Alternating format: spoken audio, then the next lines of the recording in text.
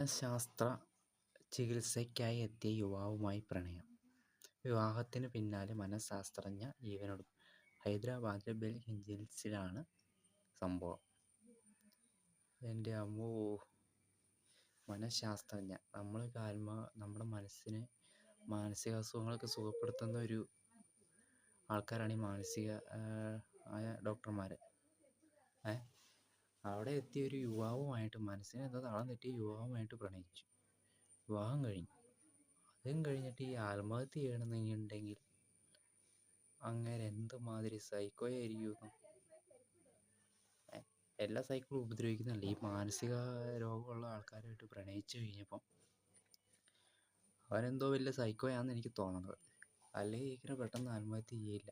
കാരണം നമ്മളെയൊക്കെ ആത്മഹത്യ വിഷാദത്തിൽ നിന്ന് പിന്തിരിപ്പിക്കുന്ന ഒരു ഡോക്ടറാണ് ആത്മഹത്യ ചെയ്തിരിക്കുന്നത്. എന്താലേ ഒരു മനുഷ്യ മനസ്സിൻ്റെ ഒരു താളം തെറ്റിയാൽ മതി, ഒപ്പം ആത്മഹത്യക്കും കൊലപാതകങ്ങളിലേക്കൊക്കെ പോകും. ഇതൊരു മനഃശാസ്ത്രജ്ഞയാണ്. ഒരാൾ കേട്ടിട്ടുണ്ട്, ഒരു മനഃശാസ്ത്രജ്ഞയാണ് ഇവിടെ ആത്മഹത്യ ചെയ്തിരിക്കുന്നത്. എന്തായാലേ മനസ്സിൻ്റെ താളം കെട്ടിക്കഴിഞ്ഞാൽ എന്തെന്നുണ്ടോ, ഒരു പരിധി വരെ മനസ്സിനെ പിടിച്ചിട്ടാൻ ആർക്കെങ്കിലും ആകുമോ? അറിയത്തുപോലുമില്ല. കഷ്ടം.